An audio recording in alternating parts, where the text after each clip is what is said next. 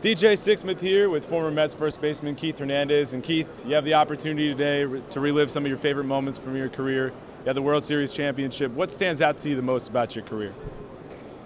Well, I think probably the two World Series is because that's what the ultimate goal when you play any sport is that you want to your ultimate goal is to win a championship. So I was fortunate enough to be on two championship teams, and so those stick out for me. When you look back at the '86 team, such a great bunch of guys, what made that team so special? It was just a very talented team, that's all. I mean, if you look at our bench, you had Kevin Mitchell, a future MVP, was on our bench, a National League MVP with the Giants. We either had Lenny Dykstra or Armuki on the bench, whoever wasn't playing. We had either Tuffle or Backman on the bench, whoever wasn't playing. We had Howard Johnson, a future 30-30 guy that was on the bench. So we had a strong bench. So we were never late in the game. Davey had so much reserves to pull on for late inning pinch hits. Plus we had the great pitching, particularly our starting pitching, and our two closers, and Roger and Jesse. That's all important. You played with a lot of great guys during your career. Who were some of your favorite teammates from your playing days? Well, I have a lot of them. Ray Knight and I played in the minor leagues against each other when he was with the Reds back when I was 18, the Florida State League in 1972. Got to play with Ray the last year in '86 for 2 years. It was great. Wally Backman, Mook, who's here. Hey, Mook, how are you? And I said McDowell, Roger McDowell, I think. And then over in the Cardinals, it was a great group. George Hendrick, Willie McGee, Lou Brock. I mean, the list goes on and on and on. Put it more in focus. In my 17 years of playing Major League Baseball, 17 teams, 25 guys on each team, I can maybe have 7 guys I won't mention their names, that I disliked. I didn't hate, but I disliked. So, all the guys are great. You spent a lot of your career working on the finer points of hitting. When you look at young hitters today, what would you say is the most important thing about hitting? Well, the most important thing about hitting, which I think is lost now, is the hit line drives. Everybody wants to hit the home run. There's too many strikeouts, too many uppercut swingers. So my feeling, I was a line drive hitter, so but I knew a lot. I played against a lot of power hitters like Willie Stargell, who was a 300 hitter. Dave Parker, who was a power hitter, hit 300. They had line drive strokes. They were just so strong. So my feeling is to go up the middle, try to hit the ball where it's pitched, and hit line drives. Usually the home runs you hit are the ball that you just almost like a 2-iron. You get under them just a little bit.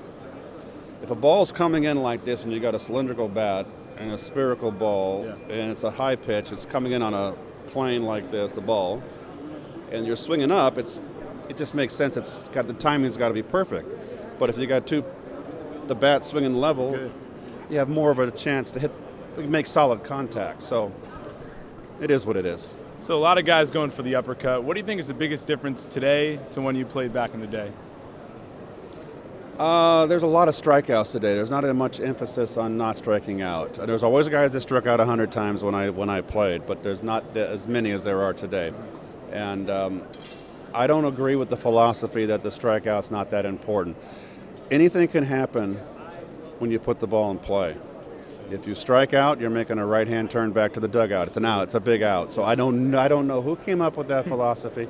I know I've been called an old dinosaur, and there's very few of us left. Well, I'm still here, and I'll stand by what I think. You put the ball in play, anything can happen. All right, Keith, let's talk about the Metsies now. It's been a rough couple of years. What does New York have to do to get back on the map? What are some of the moves this offseason that could really help the team? Well, they got Kadire. They needed another bat because the offense was struggling. David Wright struggled with his shoulder. Need David to be healthy. I'm not so concerned about shortstop with Flores and Tejada. Probably Tejada getting the bulk of the time. What they're going to do with Murphy, I don't know.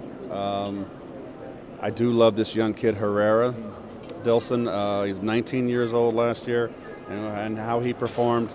He's a good fielder, turns a good double play. He's a tough kid. and he swings the bat. He goes to all fields, and he showed some pop. And he's 19 years old. I think he's got a chance to be a very, very fine player. He'll probably start in AAA, but I keep my eye on him. He's got a chance to be a future star.